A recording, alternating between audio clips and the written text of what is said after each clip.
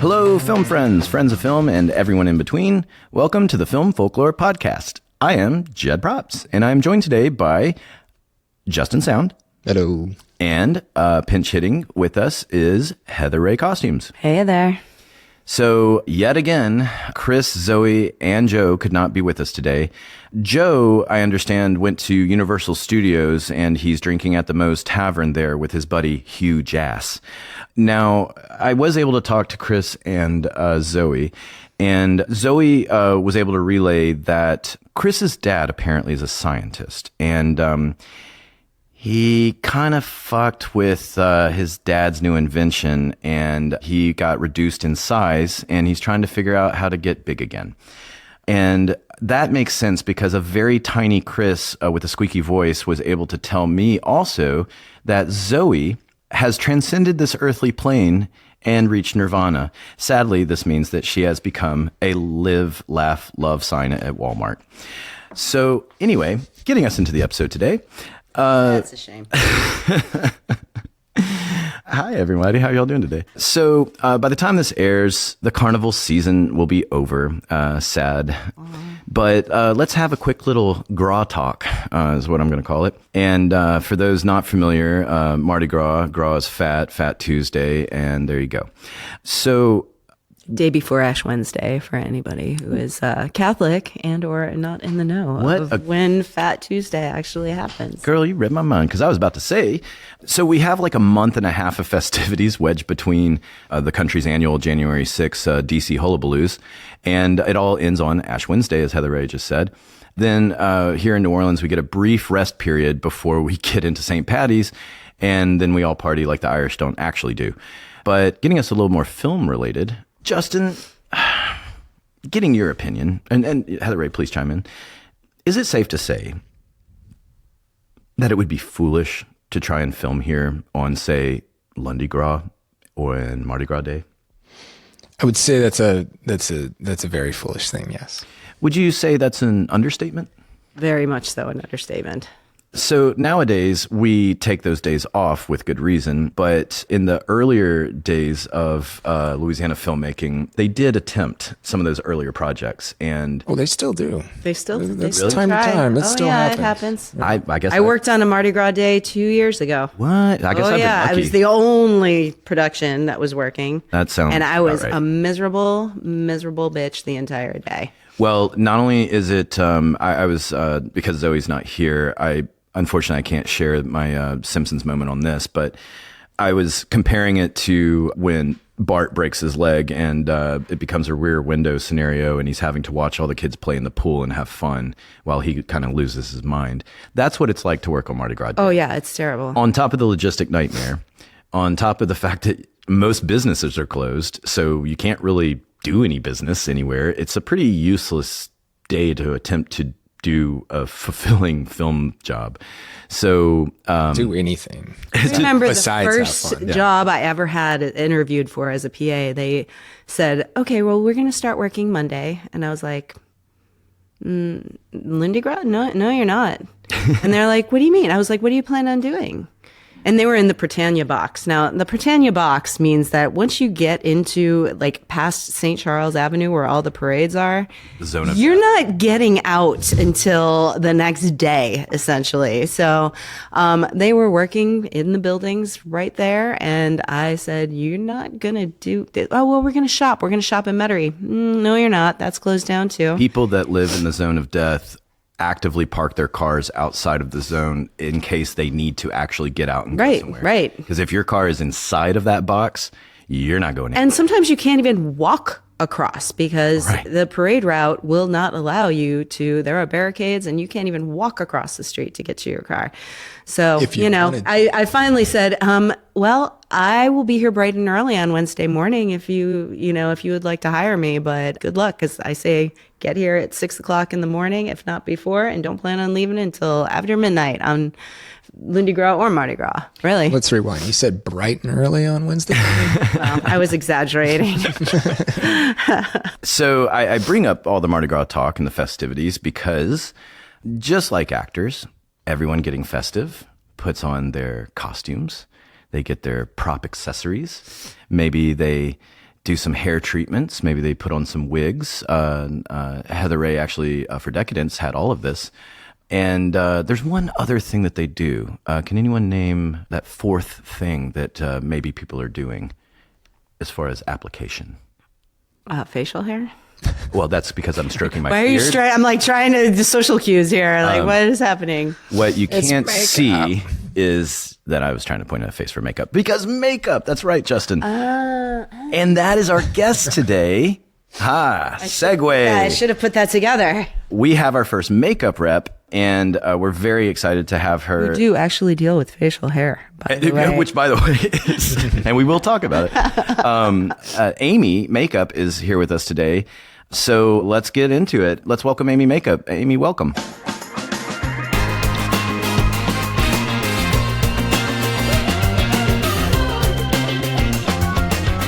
Hi, Amy. Thank you for stopping by today. Oh, hey, guys. Just to get us going, what would you say is your typical position these days? Upon having work. Solid. More specific. I'm a makeup artist. If you ask what I like, I prefer a third position. I don't necessarily want to be the boss. I don't necessarily want to key because it's way more responsibility and way more work without more pay. Yeah, that's the thing in our world where a lot of times the responsibility increase is not equal to the pay increase. Yeah, that's like it might only be like a $2 rate difference to have a way more responsibility in some positions. Well, that's the thing with makeup. A keys rate and a third and beyond's rate is all the same thing. What? Is all the same thing. No incentive to Unless do that job. and no, unless your department head negotiates for you, and it's usually their job to do that for their keys rate. But no, I mean, I have a kid, so I can't bring work home with me. Like when I leave, I have to leave. It's getting better now that she's older, but Yeah. third and beyond is my favorite place to be. This and that's something we haven't talked too much about, but trying to have a family and work in this industry is a tricky thing to say the least. But I think, and nothing against anyone's spouses because everyone has wonderful spouses, but I maybe I'm only speaking for myself. If I could somehow go back in time, I need a non-industry person with a very stable job. Like a doctor. Yeah, I think that's lawyer, necessary. You know, I am it married happen. to a grip, sir. Yeah, I yeah, get it. yeah. I like when you and your partner are both in the industry, and let's say volatility strikes up, and I don't know, there's a couple of guilds striking. It can. What? Yeah, I know. That'll never happen. Yeah. What are the odds? But yeah, it can be a very stressful and hectic world. You need more family support, I think, than the average family does. Like whether it's in-laws, nannies, whatever. But it's definitely a difficult path. So Absolutely, especially I when you feel don't you. have family. yeah. Oh yeah. Yeah. Essentially paying to have someone. I mean, you are literally working to pay someone else. That's it. Right. Yeah, I don't know how y'all do it with families. No idea. Well, my children are free range. There's a food trough And in the back. organic. Yeah. The food is organic. It's grass fed. But so we had Natalie Hare on with us previously, and I want to kind of start with a little bit of a crossover question that we didn't get to ask her. We ran out of time, but y'all have the fortune of not being on radio. We did talk about that. I know, and I love that about my job. Yes, but we on radio hear a lot of nicknames for you guys, and a lot of them seem kind of condescending. They are? Beyond because Natalie off mic said for her, just literally saying hair and makeup is fine with her.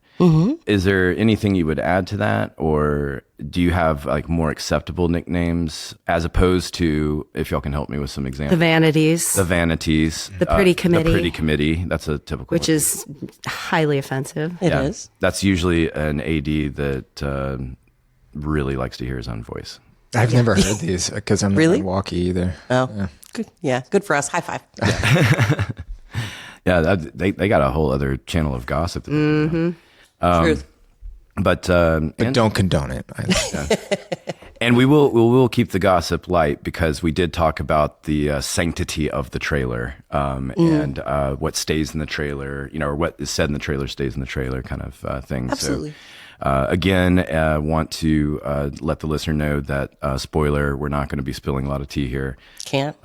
Because people like Amy and Natalie need to keep working. But going back in time a little bit. So when you were growing up, did you have any early interest that was maybe film, TV specific, or maybe it was something in the makeup, fashion, beautician, like what got your interest kind of pointed in this general direction? Ooh, fun story. Well, I've been an artist and a maker always. Kind of came out of the womb that way with like glue gun burns on my hands. And you had props in the womb? Kind of. I would actually be really good at it. I could make you almost anything. That is rad. But Very uncomfortable. yeah. Sorry for your my mom's uterus is. Yeah. She's like, your fingers. How did you get the crayons in there? But these drawings are fantastic. And I've always been an avid movie watcher, but I actually went to college for something completely different. I tell people I wanted to be Indiana Jones. I was an anthropology major with a double minor in history and religious studies. But until I realized that the only thing you could do with that these days was really just teach. Mm-hmm. So it's just going to school for longer to continue to be there. And that sounded awful to me.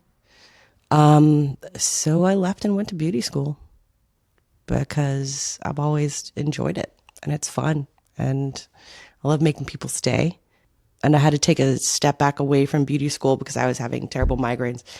And in my 6-month interim, I found makeup. Like I was always like the person that my friends came to, you know what I mean? But I actually got a job doing it. And that just opened up a whole new avenue for me. I was like, holy shit, people pay me to do this? This is so much fucking fun. And you get to make people's day and you get to make them feel better about themselves because that's the way I've always looked at it. Just trying to, whatever you want to portray to the world. And, I'm here for that. Whatever you want to look like. I don't want you to look like me. I want you to look like you.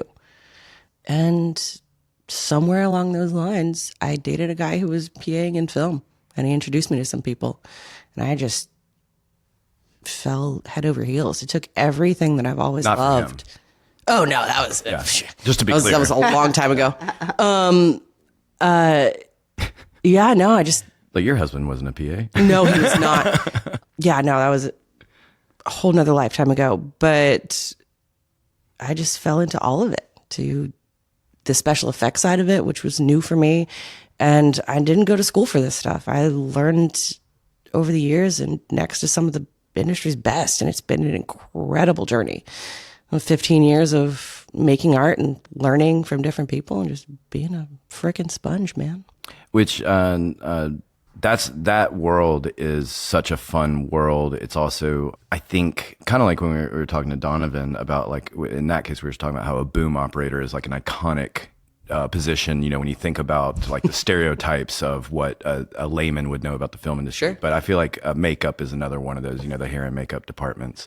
And maybe it's just because of the relationship with the actors, I don't know. But that's another position that's one of those first ones that I think of. And when you think over the years, when it comes to makeup effects and how it's evolved, the reason I'm bringing all this up is I wanted you to speak a little bit to when you're learning about a sensitivity or something like that, like how are you receiving that information and how are you delegating that information to execute it properly with the actor? If you can speak a little bit to that. Sure. Well, it's a department head's job to, when you first reach out to your cast, that's one of the first things we ask. What are you allergic to? Yep. Because that is a major deal for us. Yep. Food for us. Absolutely. Food. Laundry detergents for us. Yep. Laundry detergents. We all have to deal with it for the most part. And it's huge for somebody's face or their eyes or their skin. And I mean, to be real, we're one of the only one of the very few industries that like I'm allowed to stick my hands all over your face and not be a doctor. Right. And even doctors wear gloves. Right. So sanitary and making sure that people are comfortable. You've talked a little bit about the department head and how you prefer to be the third and key in the middle, right?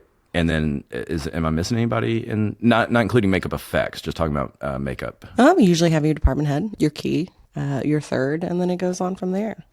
And we did talk, when we were talking with Natalie, we talked about the importance of day playing and getting that experience in. And this is not in any way meant to knock the hair world, because it is obviously very valuable. But just for me as an outsider looking, makeup seems so much more complex to me, just because of skin types, application, skin sensitivities, lighting on, say, certain skin types and things. It just seems like it's the wealth of knowledge that you need to be quick with.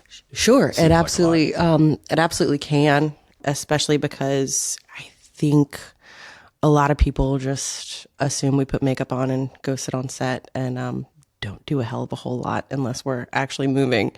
A lot of what we do happens before we get on set.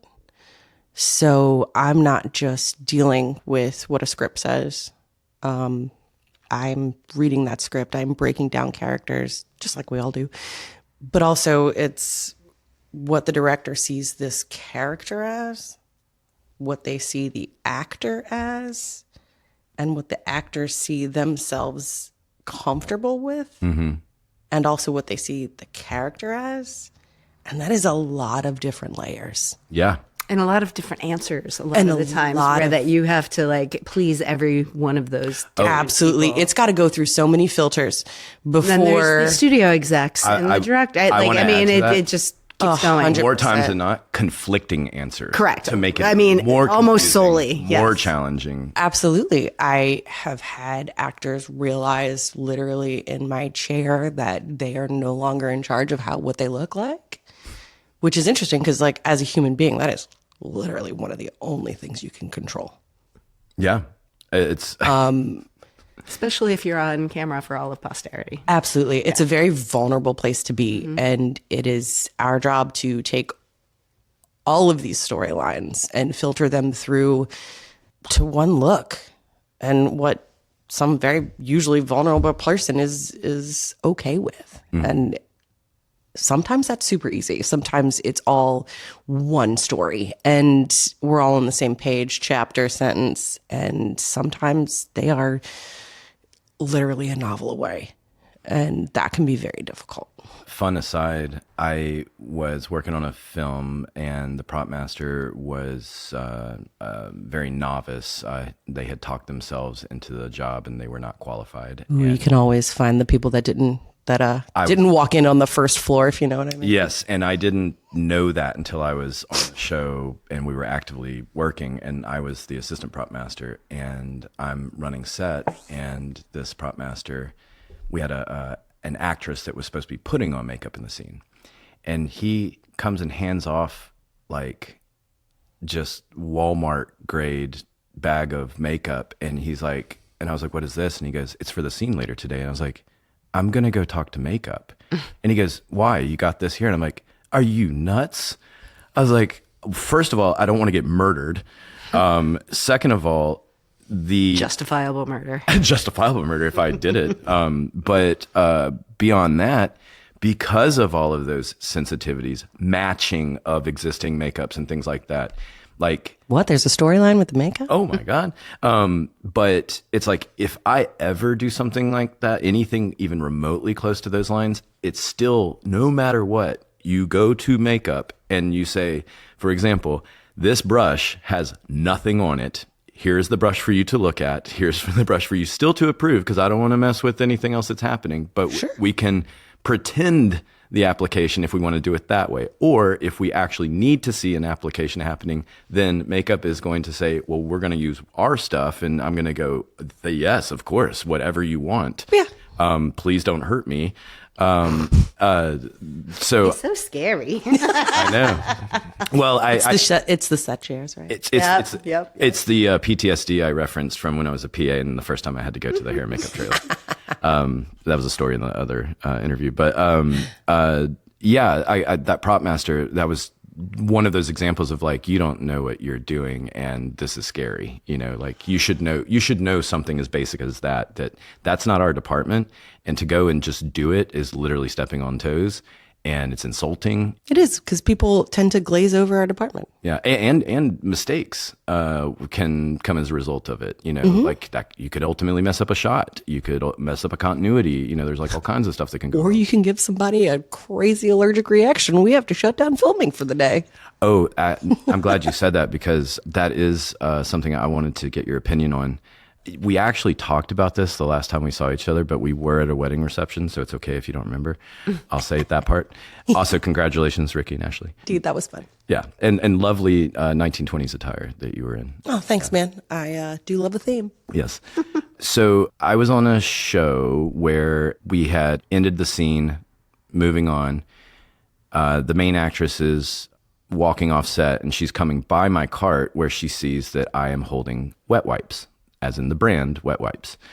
And she says, "Oh, do you mind if I get one of those?" And I was like, yeah, sure.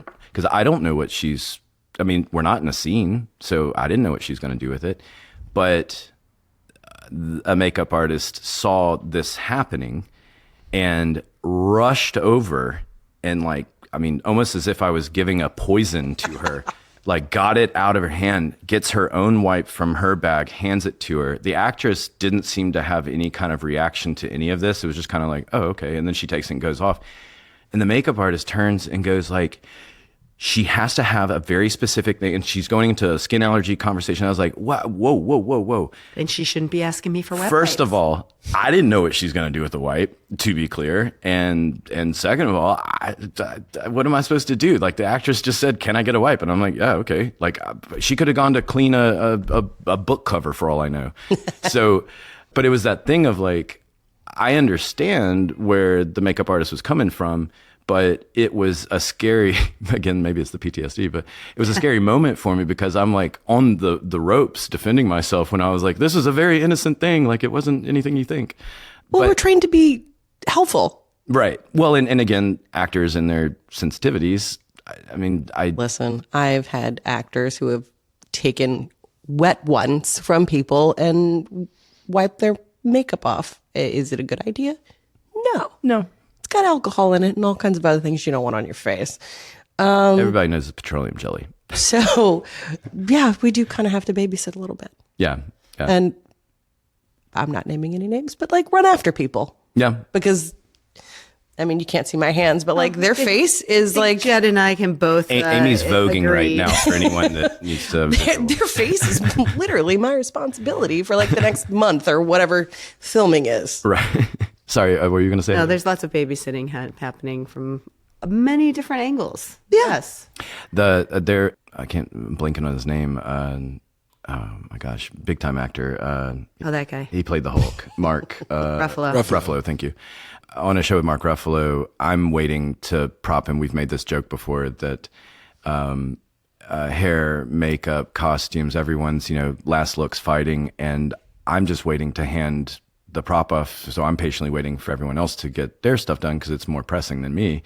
But he's like kind of holding his arms up, and he has a tea, and I said, "I can hold that for you." And he goes, "Oh man, you don't have to do that." And it's like, I don't know how to feel in this moment, because I know that you would have no problem giving that to the hair or makeup person, but I'm the one with the most available hands right now, and I don't mind. That's why I'm offering. I have problems giving it to me too. And like, as I'm watching some lady try to line her lips in a mirror because she's got to do it herself, and like some mirror that somebody's holding with a tea in her hand, I was like, "Do you want me to hold that?" Yeah, that's It'll just make everything go faster. Yeah. I'm like, "Oh no, I don't want you. Just hand me the tea, man." just trying to be helpful. And he was very nice, I should be clear, but he was like overly gracious about like, thank you so much. And like after the scene, I'm like handing the tea back to him because I just put it on my cart, and he was like, man, like as if I had like done something insane. But I was like, this isn't a big deal. I was like, thank you, I guess. But I'll that's the travel thing. wherever you want me to.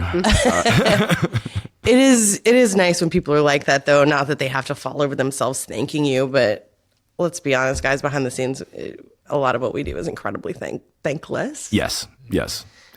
So when people are super gracious like that, it's And the really further nice. down the totem pole, the even like how you could draw a graph of like as you go further down the totem pole of positions, the thanklessness increases. Talking about PAs, we hear you. Our thoughts are with you. Yeah, our thoughts Yeah, are with you. thoughts and prayers. Thoughts and prayers. They're all terminal. In the sense that nothing's ever going to be done about it, but Got to come in on the ground floor somewhere, guys. it's true. We've all Yeah. been PAs at one point or another. Yeah. So we're kind of dancing around, but let's get into some real makeup talk. So for you, in your experience, what is the longest and or most intensive makeup application you've ever had to do?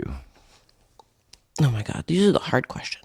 Yeah, and while you're thinking, I'll tell you what gave me the idea for this question is I had read when we did our Christmas episode, Jim Carrey apparently hired a retired CIA operative to help him with anti-torture techniques because on The Grinch, he was in the chair for so long Oh, that I can he only apparently felt it was similar to torture. So he went and got a CIA operative to help him. I get it. I think the longest ones that I've really had to do, because there are some really long makeups there, but it's probably back on NCIS and some of the dead bodies we'd have to do. Oh, yeah, Did that deal with like prosthetics and stuff? Oh, of course. Yeah. Yeah. So when someone, let's just say, falls off a building and their head's cracked open, and with NCIS is like, you always see it happen in the beginning, and then we have to see it on the slab, as you will. And it's TV, so there's like limits to how far you can go. Sure, but we still did some gnarly stuff. But to make somebody look like that, it takes a long time. It takes hours. Yeah. Even like the little stuff, like giant Y incision and all the things, even if they died simply, it's still a full body airbrush with veining and, blood pooling and, all the things. Sorry, this gets really gross. Well, a fun visual to add to that, which is I always thought it was a nice courtesy for the actor. There was a heating blanket that was in one of the cabinets on set that just kind of lived on set. And they would warm the slab Yes. before the actor got there to pretend to be dead. And there's just something silly and goofy about that entire thing because then you're watching this dead looking person articulate themselves onto a table, and then you have an AD going, is it warm enough, are you okay? And you're like, what, this is surreal. I think what most people don't know either, just that aren't in film, whatnot, is usually those people are in that makeup all day long. So we start really early in the morning, and then we have to get in the morgue and take all kinds of pictures of it because it's got to go on screen for other scenes. And then finally, somewhere in the afternoon or the end of the day, they're actually in the scene if we have one of those. And, they're laying on the slab in the scene. So they've literally been quasi-dead all day. Also, It's a lot. I always feel bad because they tend to eat alone at lunch. I don't know what the phenomenon is to call that, but the dead person is often eating Nobody alone. wants to eat with the dead Yeah, person. there's just something. Sorry, it's nothing personal. I'm going to go over here. I don't want to look anybody in the eyes. Yeah, I'm trying to eat pasta and I'm looking at your head wound and it's kind of bothering me. Off-putting. Yeah, it's off. Kind of looks like my pasta. It's kind of looking like your pasta. Blech. Yeah. So if you had to sort of ballpark how long it would take you to put that together, what would you say? Average dead person. Average? Average? Yeah, for your run of the mill dead person. It's an hour. Okay, I mean that's not. And I mean, Natural causes. yes, natural causes. Seriously, natural explosion. causes. No terrible let's head start shark with an bite. hour. No tattoos to cover up and or put on. Just a human being that I have to airbrush fully because they are naked on the slab. And then add veining too, and there's usually two of us doing this at the same time. So, but you also have people that have to get up and use the bathroom or blah blah blah or whatever. So, minimum an hour. Wow. And what's I guess a part B to that question is, what would be the most colleagues you have collectively worked on one person in a trailer with, like 3, 4, something like that? Yes.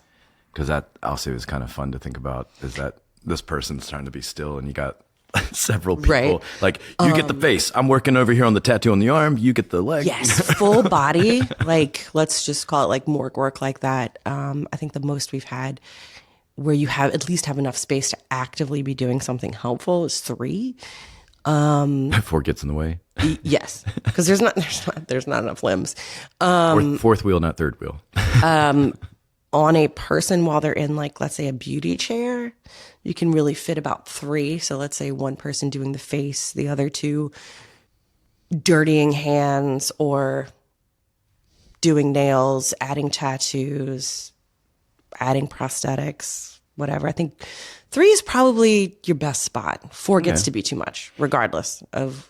If you're working on an actor, say like this is an actor with speaking lines and stuff like that, and oftentimes actors are reading over lines in the trailer and stuff of that nature. But when, let's say, you have to do some kind of application that requires them to, say, close their eyes and be still or something, are y'all putting on like some mood music or taking requests? Like All of the above. all right. We usually start out with a station because most people appreciate music in the morning. And as a project goes on, you kind of get to understand people's likes and dislikes. Some people will just ask you straight up, hey, can we put this on? Some actors come in with their own speaker, music already playing. And some people just prefer silence. Have you ever had someone request something that was disrupting your ability to work because it was such a bad taste in music? I can put up with a lot. I think the only time it's disruptive is when you have a large cast of young people. And I've worked on a few of those over the years. A large cast of young people where you have them all in the trailer at the same time. So not only are they eating breakfast, but they're talking to each other. Oh my God. In different chairs. Some people are up dancing. Some people are walking in, going over there, asking somebody else about X, Y, and Z. And so it becomes That's the Screen like TV series for me. like a classroom before the teacher walks in. Yeah. But you're still trying to do your job. Yeah. Well, I guess there's been a few because Tall Girl 2, junior year. Chris's favorite show he ever worked on. But that was a very young cast as well. And also, like I mentioned, Scream TV series. But you're right. Those, even for us, like they're often well-intended. Sure. They're just young. And so corralling them is difficult. You want to get along with everybody. Like, it's great for cast morale. It's for everything. It makes the trailer atmosphere super fun. But when you have, let's say, a cast of 8 beauty makeups and 3 makeup artists in the trailer, plus 3 hair people, it's a lot. And we are under the watch in the morning. Like, we are down to the wire. Oh yeah, Natalie was Because the pressure on. We can wait for camera all day long, but god damn if we have to wait for makeup and hair. Come on. Hey, I did it, not you guys. Penny, I'm sorry. Are tattoos the most common thing you have to deal with? It's up there, right? Oh yeah. And we don't have to go deeply into it, but beyond the obvious of covering a tattoo because maybe the actor is not supposed to have tattoos. But there's also some kind of legality to it as well, right? Like the design can be Yes. like it becomes a clearance question, which is kind of it's weird. about the artist's artwork. And so the somebody's tattoo artist. intellectual property. So I'm sure we all know this story, but The Hangover. Oh, and actually, I don't. What is that? Hangover? Okay. Ooh, hold on. Is Let it me get Mike my- Tyson's? Yeah. Yeah. The replication of Mike Tyson's tattoo on somebody else's face. And that was that artist's intellectual property. And they did not get the sign off from him for that. So they got sued. Whoa. Wow. And so after that happened, legality became a big deal. Was that the beginning of it? Okay. I didn't realize where it started. Okay. when? Well, it's so rare that I know this just because of the annoying background I have with dealing with clearances, but it's at least up until The Hangover. I can't speak to The Hangover, but up until very, very recently in film history, no one had successfully won a lawsuit against the industry for something that was a clearance-related issue. But producers act like they're under constant threat and everything. Sure. So we are always in a heightened need of clearance protection, legality protection, and all these things, which means more paperwork, more bureaucracy, but no, you can't have more help. Well, there's usually one person who just deals with clearances, for costumes as well. Thank you. I was about to say, two positions that used to be in-house, meaning that they were in the production office with us, was a clearance coordinator and a product placement coordinator. Product placement coordinator almost doesn't exist anymore. Yet they still want the departments that it's applicable to still go find the product. So again, more work, but you can't have more people.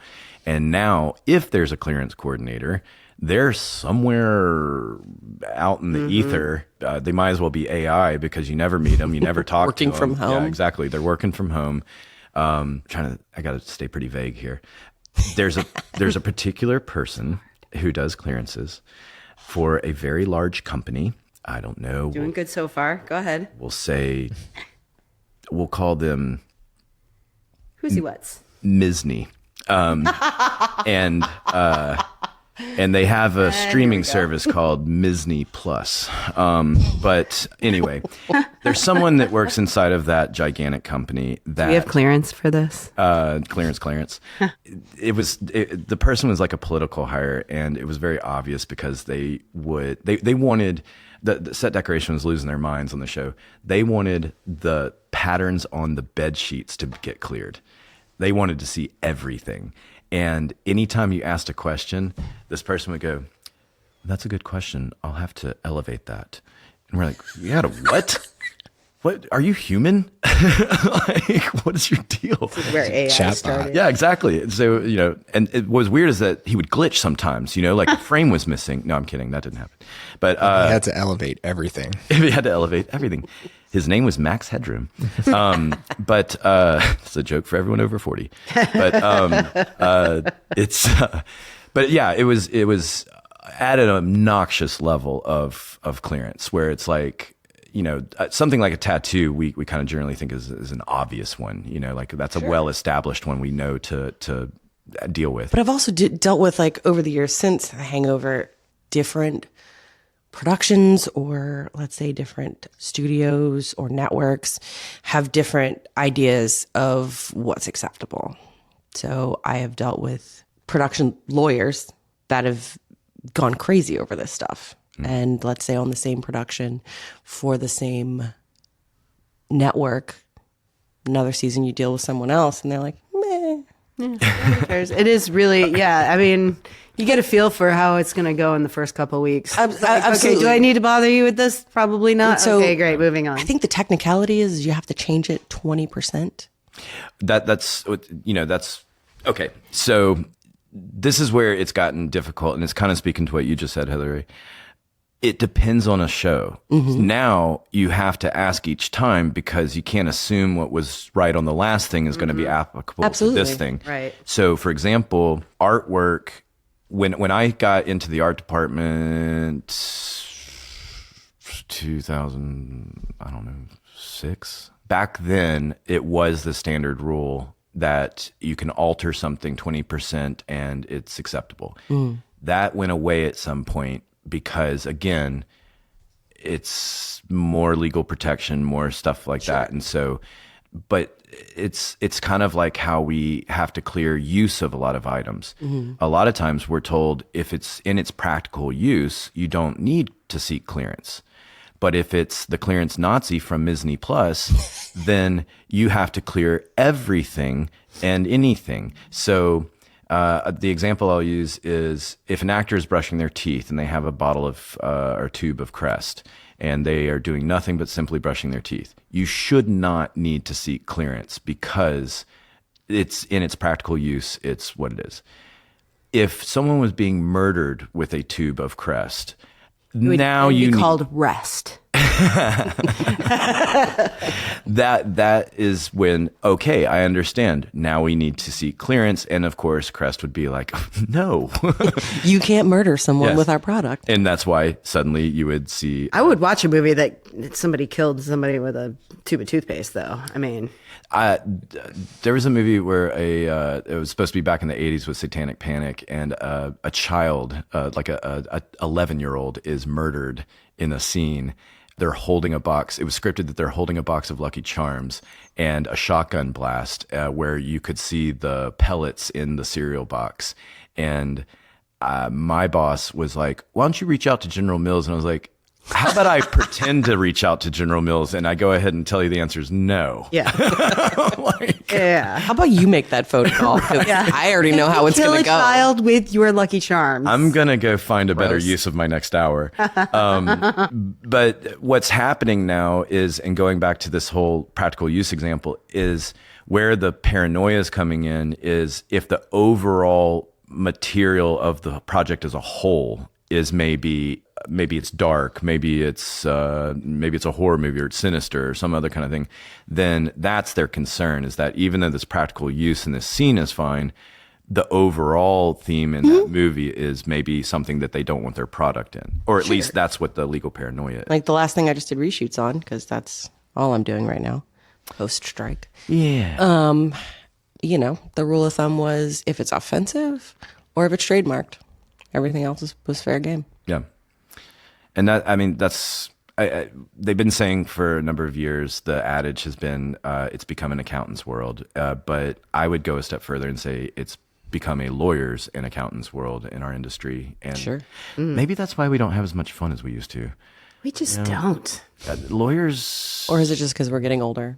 Well, we see it all. 6 of one, half a dozen of the other. Yeah, little But, column A, little column B, you know? but I mean, it used to be fun. It used to be fun. There's definitely we were a little premonition, you know, like that. I didn't even know it existed, but post Katrina Shreveport on Premonition, several crew members made a little side short film, and the actors got in on it. And they're playing with like RC cars, like instead of like having an actual car chase, they're using RC cars as the car chase. Oh my God, that's funny. But like Sandra Bullock's in it. Like they're having fun. You can tell everyone's having fun. And I was like, oh, I miss those days. I know. Because now it's like, as we talk about lawyers, but It seems like there's way more producers all over the place as well. So many cooks in the kitchen. I think that was Chris's foundation statement that he made in the first episode. Or maybe it was off mic. I can't remember. But basically he said, if nothing else, what he wants to learn on this podcast journey is what does a producer do exactly? That would be nice. Yeah, we should have a producer come on and be like, what do you do? It's a broad, show to show. And then you get into all that like posturing of like it's an executive, but this is a co-executive, slightly below the executive, but they're above the one that just has the producer and no other special title, and that person's above the associate producer. And so was this director's assistant on one movie, and now they're an executive producer. Talk about not coming in on the ground floor, right? Yeah. I mean, it happens all That's where it the happens. time. Yeah. Listen to this. So we have All a the very unique, and I did not mean to talk over. No, I'm you're sorry, not. Before I lost this little thought bubble, we have a very unique perspective in where we are as a film industry, just like the early 80s babies have on the world, because we were the first to grow up analog, but still the first with internet. Now here we are. In our industry, and we know what it was like before streaming, and here we are with streaming and the invent of let's put out as much content as possible for the least amount of money. And the quality, the working hours, the everything. Well, and I would say the creativity in general has gone down when you look at film in general, because everything started switching to TV. Sure. Well, I think this all started happening before COVID, but COVID really destroyed any kind kind But it's also it seems. It's also gotten down to, for anybody who doesn't know, my husband works in a completely different department, and Smart. I mean, I wish one of us had a real job. But and sorry to cut you off real quick, but that is a very good point, talking about relationships in the film industry. If you are going to marry someone else in the film industry, it's probably wise to pick someone in a department very far away from you. Yes. And we couldn't be further y'all apart. could not be further apart. But you know, he worked on he key rigged a film post-COVID in the last few years, and this new brand of producer that aren't trying to do things on a dime, they're trying to do things on a penny. And it's like, really sacrificing safety, which we have all worked very hard to maintain because we're looking out for ourselves. We're Yeah, looking the out whole for Sarah each Jones other. thing became The whole like, I thing. mean, it Rust, it lasted most for, recently, yeah. And, Sure. But that just like breezed over in a weird way. Like, Oh, we have a part 2 coming. okay, all Because right. now the new charges are out. I know, right? I was about to say it's in the news again. Oh, I did not realize. Because they just came out 2 days ago. Okay. Involuntary manslaughter is the new charge.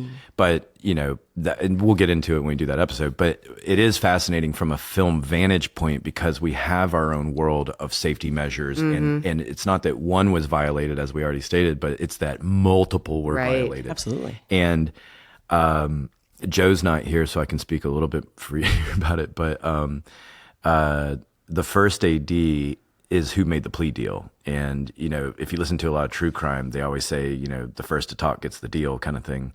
And this is a similar situation where that man's culpability or his dirty hands in it are kind of washed because he made the plea deal. So that sort of forces the prosecutor to go after Baldwin because who else are they going to go after at that point? Which sucks because I've heard we live. It's a We live in a horrible village. tragedy. Yeah. We work in a village. It takes a village. I haven't heard a lot of good things.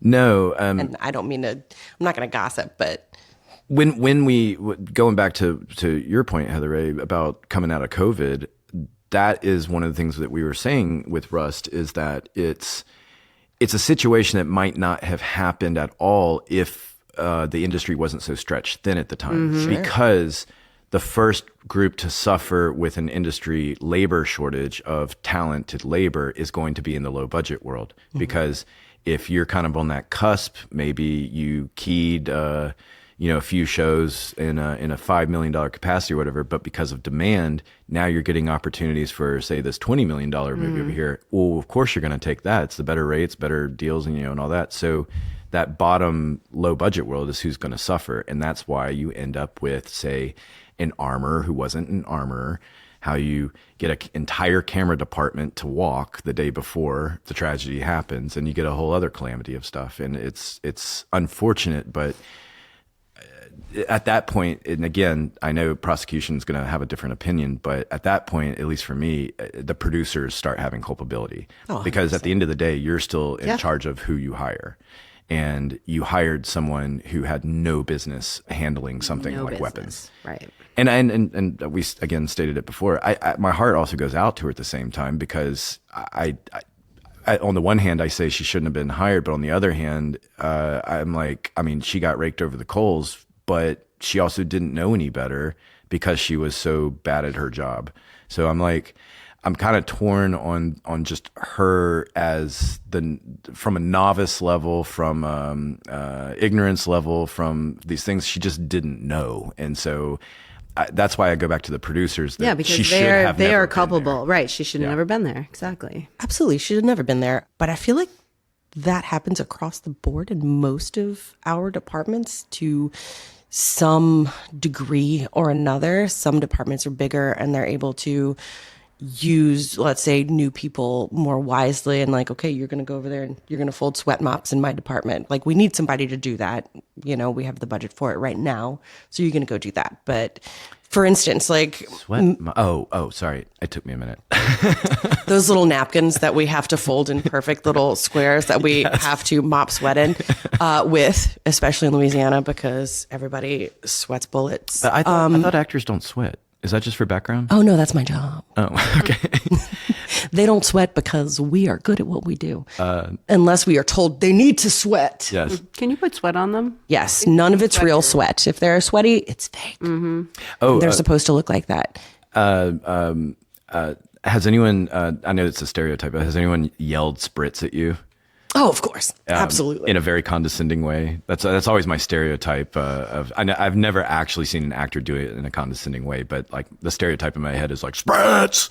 Yes. And then this poor makeup person running over. They don't mean to. Yeah. They're like into what they're doing. I try not to take it personally.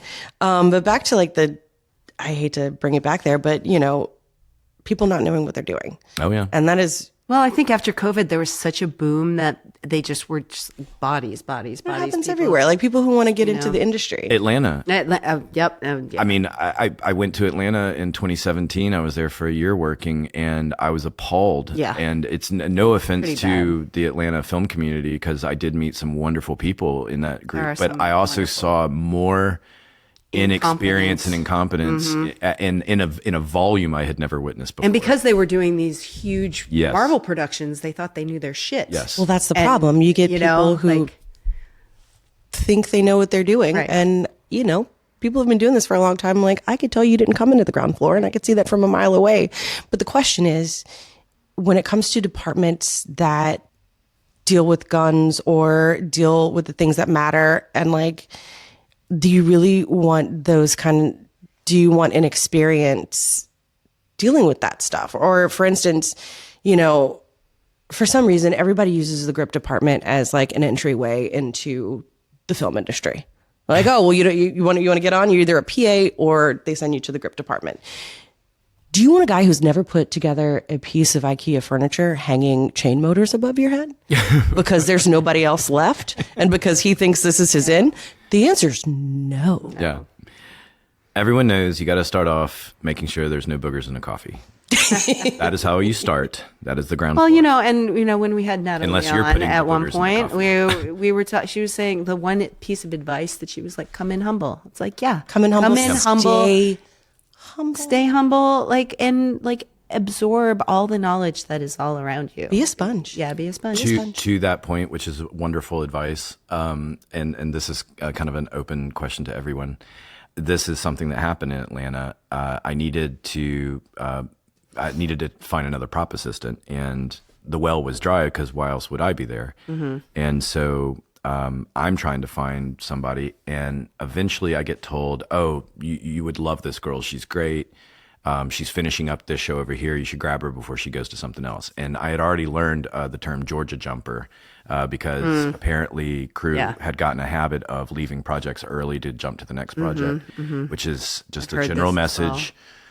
Don't do that. It's not cool, guys. Hopefully that's kind of subsided. But this person, when I reached out to them, they sounded very pleasant. Everything was good at first. And then when it came time to interview her, she called me instead of showing up, and she said, I was thinking, I don't really do a lot of TV anymore. I mostly do movies. And what would really be great is if I could maybe get an assistant prop master title. And also if I could maybe get a little bit above scale. And I'm like, I am the assistant prop master. Am I like interviewing my replacement? Like, what are you talking about? You don't do that. Wild. You didn't show up to the interview, and instead you called and start making like, what planet are you on? Mm-hmm. So I was just, it blew my mind. I never had fathomed that someone could do something like that. And let me just say, the resume was not that impressive. I mean, certainly to be making those kind of demands. Mm-hmm. And so. Can I take a guess? Of who? No. Oh. 3 to 5 years worth of experience. That is correct. That is 100% correct. There is a 3 to 5 year bubble. That's you're right. I've never thought about this. You are absolutely and right. Listen, when I say this It's the teenage years. Where you know it is. everything. There's a 3 to 5 year bubble where you think you got this shit. And listen, I went through it too, so I get it. Oh yeah, for sure. You're like, oh, I know what I'm doing. And then there's trust me, there's gonna be. I don't have to hand that piece of humble pie because there's going to be somebody bigger, better, and cooler than me that is going to come in and hand you the biggest piece of humble pie in your face. And you'll be like, oh, shit, guess I don't know. 3 to 5 years. It'll go well with the egg on my Or they'll face. just become a producer.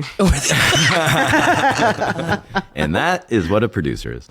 But yeah, it was very unprofessional. I'm sure it was innocent on her part, and also at that time, the Atlanta film community had feasted no famine, which is something that we say in our world, feast and famine. And for example, COVID, famine, strike situation of 2023, famine. Bobby Jindal. Here in Louisiana, who ironically also got the film program off the ground. Little known fact about Bobby J, pre-evangelical Bobby J. Yeah. I think that humble pie you're talking about is certainly when the famine hits, and the famine will hit. That's just a question of when and how long. You're like, oh shit, I should have hoarded my Been money. happening for the last year. Yeah, I know. As we all see our retirements dwindling, not increasing. What retirement? Yeah, exactly. Retirement. We're going to retire. Our parents are the last ones who would ever retire. But circling this back around to makeup and you, Amy, We've been all around. we have been all around. We tend to do that sometimes.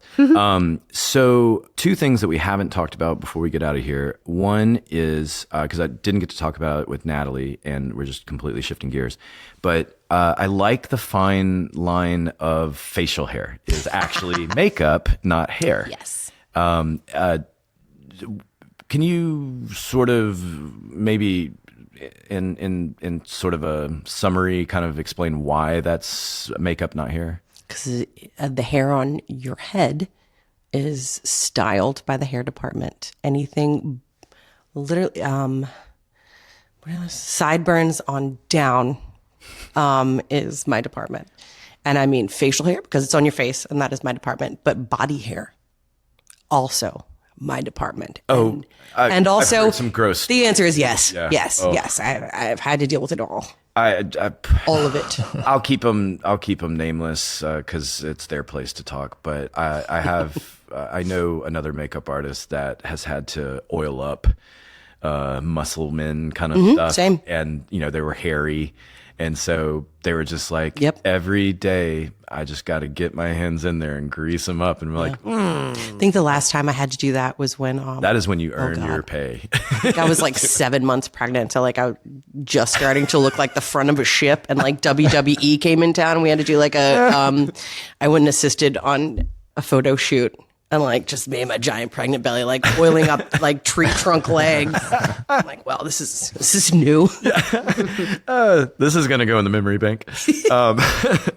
Since you bring up WWE, I don't know if we've ever said on this before, but collectively, typically, those are the nicest people. They are. The wrestlers. They are. I mean, agree. the oiling is gross and all that, but mean, as far as like One way to make a living. yeah, a persona, I've very done nice worse for people. less. Yeah, Yeah. exactly. oh, hands down. And Heather A, this is a whole costume conversation we'll have off mic, but there's someone who is no longer in the industry who was a wonderful costumer, but their breaking point was an actress had taken medication that had laxative, and she had messed her draws. And This happens more often than you would when we were talking about background in one Yeah. of the other episodes. Yeah, this happens more often than you- anybody even wants to think about. I didn't know how many people poop their pants on the regular It is until I wild. got into the film industry. yeah. Yeah. BMX Is- tracks abound. Yes. Yes. I just pulled my 80s card out. It is For anyone a that's thing. rad. But yeah, lots of skid marks. And you're right. I did not know that either. And it was costume person that we'll talk about off mic that was the one who alerted me to the. Is this a recent one? No, Because I this have a is- recent one who I could off mic. I can tell This you is about like that. 2008ish, maybe. Okay. 2007ish. And I think if you do know who this is, I think part of what sucks is these things, when they are horrible and they unfortunately happen from time to time, it's always like the sweetest, nicest person that has to deal with it. It's not like an asshole that you have no problem with dealing with. No, you're kind of an annoying person and you can go over there and clean those. Like, it's never that. It's always the like, I am so sorry. Like, you should not have to. I'm going to come at this from a different angle. What does it say? I don't think it says a whole lot about human beings. And I think it says a whole lot about the work ethic or expectation in our industry that you feel like you can't walk away. That's Or that's you what I was can't gonna say that you need to. There's a huge And that is a big problem. It's always been a thing for me. Like, I can't fathom why somebody can feel that they shouldn't be able to go to the bathroom. Happens all the time. Yeah. And then it happens. Oh, And then it happens and, then someone it has to deal with it. one way or the other. Yeah. I don't care if we're in the middle of a scene. We're gonna have to do it again. I'm sorry. If I gotta go to the bathroom that Gotta bad, go, we're gonna man. have to do it again. And the Pimo's a half a mile away and we're in the middle of the woods. You know, that's the thing. Love the nature, outdoor experience. We were talking about Who here has not pooped in the woods out of,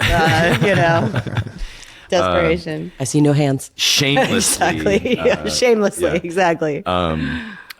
In fact, Waving to the rest of the crew while you do it. I was about to say, See just your eyes over the mouth. fair warning, don't come over here. You know, like that kind of thing. Anyway, I have lost so many assistants over the years.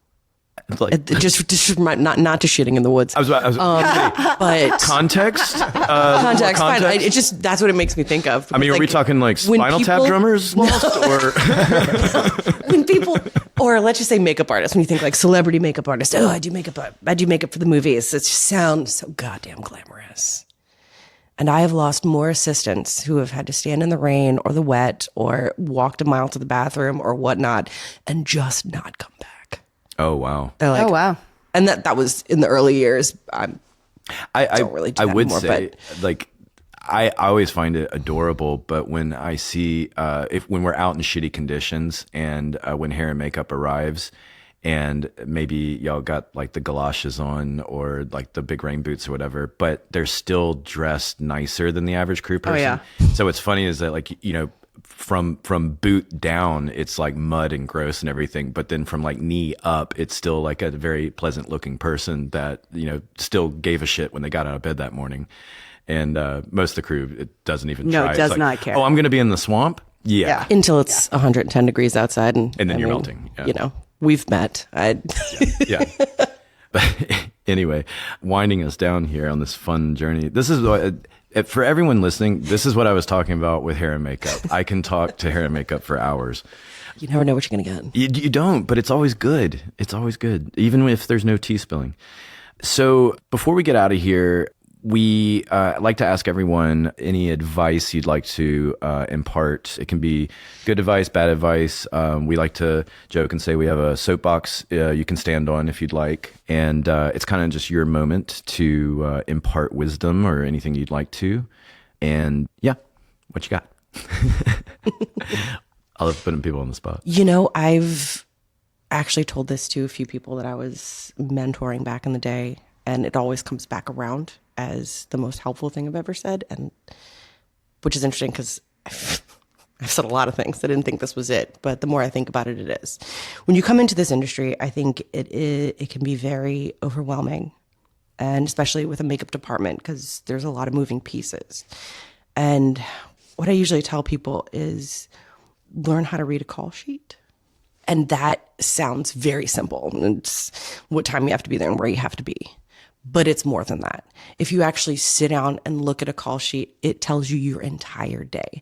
Not only does it tell you your entire day, it tells you how to pack. It tells you what to anticipate. It shows you all the things that you can anticipate. So it takes a day that looks like a question mark with 100 people in it, let's say background, and it turns it into something. A plan. Yeah, a plan. And I think not enough people coming in understand that or are taught. Chris and Joe are going to be very mad they weren't here for this because this is AD talk we're getting into. Yeah. No, that's real. I was lucky enough to have a designer in my early days sit me down and teach me how to read a call sheet. Yeah. No, Do you know how to read a call sheet? And, talk about not faking it until you make it. Say, no, in fact, I do not. Please teach me. It tells you everything about your day. And for somebody who used to have terrible anxiety about this, I had awful anxiety when I started in this business. It takes something overwhelming and breaks it down for you. It just does. I mean, there's still going to be tons of things that happen on the fly that could never be anticipated, and some things that can or should have been anticipated and been on the call sheet. But at least then you can be like, yeah, that wasn't on the call sheet, and know that in fact it was not on the call sheet. We like to shout out to James Rock on occasion. He's a giant amongst men. He's a king. He's just such a wonderful person. But his call sheets are not only do they have, because I've referenced it before, but they have the most Easter eggs, and he has fun with call sheets, and that's again the little things that can make your day. Sure. But he also has just the best most consistently accurate call sheets. And that's just something, now that he does first work a lot more, it's kind of a bummer because he's so good and he deserves everything that comes to him. But you kind of want him in that second AD role because it's like, you're so good. Mm-hmm. But shout out to James Rock, because of all of his talents, that's one of the ones I think that crew in general appreciates, is because he just does such good call sheets. And just his personality he's such a great guy. You just want to hang out with him. He's like the opposite of a DP. You know what I mean? So a good call sheet goes a long way. I think people like, it's such a standard in our business. You get them in your emails. What time do I have to be to work? Where do I have to go? People just overlook it. yeah. People forget about how important that can be to your day. No, I think that's wonderful advice. And even like what Heather Ray added on, I think is true too. It's like, don't be afraid to ask those questions when you're getting started. Like, you know, I think people are in the habit of pretending too much when they 100%, especially in that 3 to 5 year bubble, as you called it. And you screw yourself and you screw everybody else. There's no point. Be a sponge. Yeah. Be a sponge. Ask questions. Oh, I mean, here's my quick example that I got so lucky on, but it scared the shit out of me. I worked with a Canadian prop master twice, but the first time I worked with him, I didn't know our standard bins in our industry. Like, they have a ton of names. We talked about them before. He called them nesters, and I had never heard that term. And it was my first day, and the assistant prop master said, "Can you run to the trailer and grab a baby nester?" And I said, "On it." And I walk away, and then I go, as I'm heading towards the trailer, I'm like, it's a baby nester. "What is a baby nester?" Oh, I just fucked myself. And then, like, I'm going around, I'm looking like, what could be a baby nester? And then I see a miniature-sized bin, and I'm like, it has to be, right? And I'm taking it, and, you know, all the fear and anxiety is welling up, and I get back to him and I go, "Here you go." And he goes, "Cool, thanks." And I was like, thank God, fucking God, Jesus Christ, don't ever do that again, Jed. That was so dumb. Dude, I think we've all been there. Oh, yeah. Oh, definitely. 100%. Yeah. And the reason I bring up that example is because there would have been no problem whatsoever if he had said, "Grab a baby nester." And I said, "Sure. Can you help me with what a baby nester is?" And then he would have been like, "Small gray bin." I've been like, "On it." You know, that would not have been a problem. But it's that jumping to And if it would have been a problem, fuck that guy. Yeah, no. You know what I mean? I'll say his name, Brad Elliott. He's also a wonderful person. Brad. Yeah, Brad, quick shout out to him. Of all of his talents and skills and accolades, he was the prop master of Team America, and I love him for that. But anyway, again, going off rails. Amy, I want to thank you for coming in. And before we get out, Justin or Heather Ray, anything to add on? Anything I missed? No, I just would like to always give a shout out to hair and makeup, because we work so closely together and we help each other out. And, you know, I agree. Y'all not being on walkie, I'm usually the one being, "Hey, we're doing this," and blah, blah, blah. I appreciate that so much. I usually find my closest costume person, like, what the fuck is going on? Yeah. Very important camaraderie. People like to not tell us. Very important. That's a good because advice as well. we kind of touched on this, but I don't know if it was actually on air or off with Natalie. I was saying, like, there are times where it's just like, "Hey, I gotta sew this. Take your time with that. Blah blah blah." Oh, 100%. Like, oh, you know, Line those lips. Like, are you good? Are you good? Yeah, I'm good. Okay, all right. Here we go. All right, now I take back the whole Chris and Joe thing. Maybe it's good they're not here. ADs don't need to hear that stuff about They how know. we're milking things to They death. absolutely know. know. If they're worth their shit, they know. They Exactly. yeah. ITs. But thank you, Amy, so much for coming in, and we hope to see you soon. We actually, we might do it a little down the road, but I kind of want like a hair, makeup, costume, prop, round table kind of thing where we're just all talking about. Oh my God, actor. that would be so much fun. Because that's our collective world, is making the actor look good. We are last looks. Yeah, we are last looks. Our last looks. Do you ever find yourself doing that to other people? Like not at work? I am You mean touching up perpetually Yeah. tucking in strangers' tags on their of the like constantly. I pick things off of people's faces. I pick things off their clothes, and I'm like, I'm Oh sorry, I yeah, can't clothes and like tags or like little. I'm not even costumes, and then like And I'm just somebody's like, I'm sorry, occupational hazard. I mean, this entire recording, I've been accessorizing y'all and putting things in your hands. I'm surprised you haven't said anything. Anyway. where's my gun? Oh, you're not an armorer. Never mind. I'm not an armorer. I only play one on TV. Amy, thank you so much, and hope to see you on set soon. So Same, soon. man. That's Same. that's the theme of today. That's the theme. Yes, please. Cheers Let us to see that, each other on friend. set very soon. Thanks, Amy. No problem.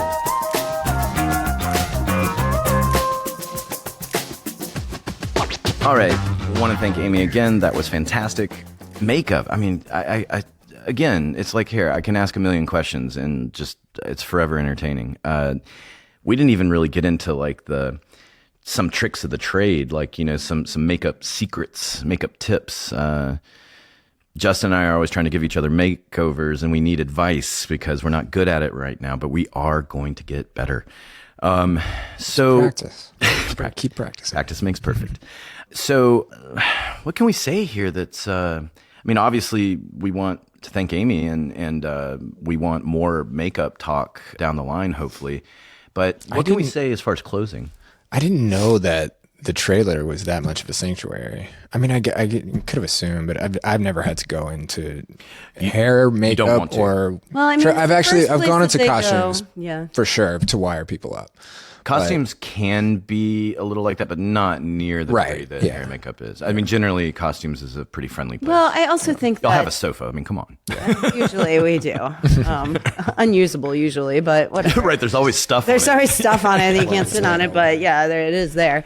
But I think that, you know, it's the first thing in the morning that people like go to, that people are still waking up. People are in a very vulnerable state because their eyes are closed. And I mean, talking about the actors here, and like they're, you know, so I think that that's part of the reason why it is a sanctuary. Oh you my good? God. The door just opened, but nobody came in. Do you think that could be Zoe? Zoe, if you can hear us, can you do the call to action and close us out? Oh, yeah. 1, 2, better not sue. We want to hear from you, the audience. Do you have a behind the scenes story? Maybe you work in the industry, or maybe you had a run-in with production. You know, you live in New Orleans, New York, whatever, and some PA stopped you on the way to work and it was annoying. We want to hear about it. We want to hear about all of it. We love all the stories. Write us and maybe we'll read it on the show. Or maybe you just want to tell us that you love us, or you really hate us, and you want to fact check us because we're wrong about a lot of things. You can troll us, whatever you want to do. You might even want to guess where Joe or Chris are on any given day of the week. You can do that by emailing us at filmfolklorepodcast@gmail.com. It's filmfolklorepodcast@gmail.com. We do indeed want to hear from you. You can also find us on the social media. Instagram is Film Folklore Podcast. Facebook group is Film Folklore. Twitter, X, whatever you want to call it, @TheFilmFolk. And don't forget to subscribe, rate, and review us. We really want to hear from you. It's very important to us. Again, we work in the entertainment business, so we need a lot of validation. We're very pathetic, sad people, and we really want to be reviewed. We want to know your honest opinion, and it means a lot to us, because you guys mean a lot to us. And for any of you that really like us and have some change burning holes in your pockets and just any money at all, like a credit card, we set up a donation with PayPal and Patreon. Links are in the show notes of this episode and our website. Money helps us do more fun things, and we want to entertain you. Money helps you do more fun things, which helps us do more fun things, which is also helping you have fun. And it would be really nice. And we love you. Thank you. Caw-caw. Oh no, that's not it. But thanks everybody for joining us today, and I guess that's a wrap. Thank you. Where's everybody going?